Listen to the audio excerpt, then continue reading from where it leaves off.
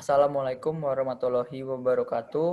Uh, Kami dari perwakilan kelompok 2 kelas 1296, kami akan mempresentasikan hasil STEM kami, yaitu penerapan teknologi bioflok dalam budidaya budidamber ikan lele. Nama-nama kelompok kami ada Adiatma Wibawa, saya sendiri, lalu ada Haris Giovanni, Haryo Darmawan, Pandya Sakif, dan Raditya Rangga. Oke, lalu inovasi budidamber ini. Inovasi budidamber. Di masa pandemi ini orang-orang banyak yang terkena PHK sehingga bingung untuk mencari pendapatan lagi. Sedangkan lahan untuk melakukan usaha sudah semakin sempit. Dengan inovasi budidamber ini, kita mengharapkan semua kalangan masyarakat dapat melakukannya di rumahnya masing-masing. Karena biaya untuk membuatnya sangatlah terjangkau dan sangat menguntungkan jika berhasil. Lalu ada latar belakang masalahnya, yaitu terbatasnya aktivitas saat pandemi, keterbatasan lahan, banyaknya limbah plastik, lalu dana yang dikeluarkan itu kebanyakan besar ya, lalu home industry, lapangan pekerjaan yang terbatas. Jadi ini solusinya yang kami tawarkan, yaitu mengisi kegiatan saat pandemi, tidak memerlukan lahan yang luas, dan penggunaan limbah plastik daur ulang. Lalu ada kegiatan STEAM. Sainsnya itu ada biologinya, ada penggunaan kotoran ikan dapat dimanfaatkan sebagai sumber pupuk organik yang baik bagi pertumbuhan tanaman. Dalam probiotik mengandung bakteri baik yang menguntungkan. Bakteri ini juga berperan sebagai pengurai bahan organik dan dapat menjaga kestabilan air untuk pengoptimalan bagi ikan. Lalu di kimianya, manfaat bioflok yaitu menjaga kestabilan pH. Fisikanya ada hukum pokok hidrostatistika, konsep fluida statis, dan konsep fluida dinamis. Lalu ada teknologinya. Teknologinya kami menggunakan aquaponik, lalu daur ulang, dan bioflok. Ya, bioflok itu adalah campuran berbagai macam organisme baik. Lalu engineeringnya kita menggunakan sebuah ember yang dimodifikasi untuk sebuah wadah budidaya ikan dan sayurannya.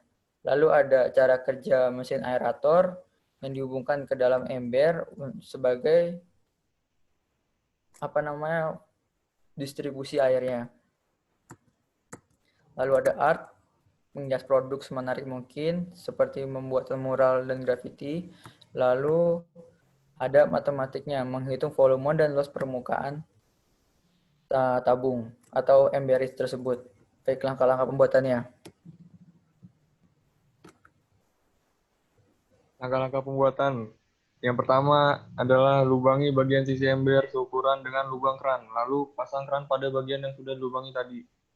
Langkah kedua, lubangi gelas plastik sejumlah 8-15 buah dengan solder. Langkah ketiga, potong kangkung, sisakan bagian bawah. Langkah keempat, masukkan kangkung ke dalam gelas, kemudian isi gelas dengan arang batok kelapa atau arang kayu antara 50-80% ukuran gelas. Langkah kelima, potong kawat kurang lebih 12 cm dan model kait yang bisa dijadikan pegangan gelas di ember. Langkah keenam, pasang selang untuk menghubungkan aerator dengan ember. Langkah ketujuh, tahap pengisian air. Isilah misalnya kedalaman dengan 20-40 cm untuk memudahkan bibit-bibit lele bergerak. Langkah ke-8, kemudian tambahkan probiotik dengan takaran 8-10 ml per meter kubik dan menambahkan molase, tetes tebu, gula pasir, gula batu, juga aren ke dalam kolam dengan takaran 50-100 ml per meter kubik. Langkah ke-9 yaitu lalu pengadukan selama 24 jam dengan bantuan aerator. Langkah ke-10, penebaran bibit dilakukan setelah air sudah matang serta vlog terbentuk. Jika sudah dipastikan pH dalam air netral, barulah dapat menebar bibit lele. Baiknya melakukan penebaran bibit lele pada malam hari atau pagi hari dikarenakan airnya sejuk. Diamkan selama 1-2 hari. Langkah 11, setelah itu rangkai gelas plastik yang telah diisi kangkung tadi di pinggir ember. Langkah ke-12, menghias ember sesuai dengan kemauan agar terlihat menarik. Lalu cara kerjanya, membudidayakan ikan dan sayur dalam satu ember merupakan sistem aquaponik. Aquaponik itu polikultur ikan dan sayuran. Dalam hal ini kelompok kami memilih ikan lele dan tanaman kangkung. Air yang terdapat dalam ember berfungsi sebagai tempat tinggal ikan. Air dan kotoran terdapat di air merupakan sumber bagi nutrisi sayuran atau pupuk bagi sayuran itu sendiri. Arang yang dimasukkan ke dalam gelas plastik berfungsi sebagai penyerapan bahan-bahan organik yang dibutuhkan oleh tanaman kangkung. Penggunaan aerator di sini sama halnya sebagai penerapan bioflok, yaitu memberikan sirkulasi oksigen sehingga probiotik akan bekerja lebih maksimal dan mengkonversasi limbah organik menjadi flok. Lalu bisa kita menguras air. Kita bisa menguras air saat airnya sudah mulai berbau dan berubah warna menjadi coklat pekat. Karena jika tidak dikuras, membuat si ikan lele tidak akan nafsu makan dan kehilangan nafsu makannya dan akhirnya mati.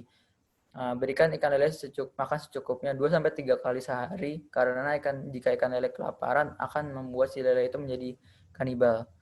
Untuk menguras air cukup menggunakan keran yang dipasangkan di bagian samping ember, itu dibuka saja. Nanti akan ada tekanan hidrostatiknya di situ. Untuk sayuran tidak perlu disiram karena sudah ada air yang terdapat di dalam ember. Lalu ini adalah penghitungan dari modal yang kami keluarkan, yang akan dikeluarkan jika ingin membuat budidamber ini. Oke. Lalu ini adalah hasil dari jika pembuatan budidamber tersebut tanpa ini belum menggunakan aerator ya. Oke, sekian dari kelompok kami. Wassalamualaikum warahmatullahi wabarakatuh.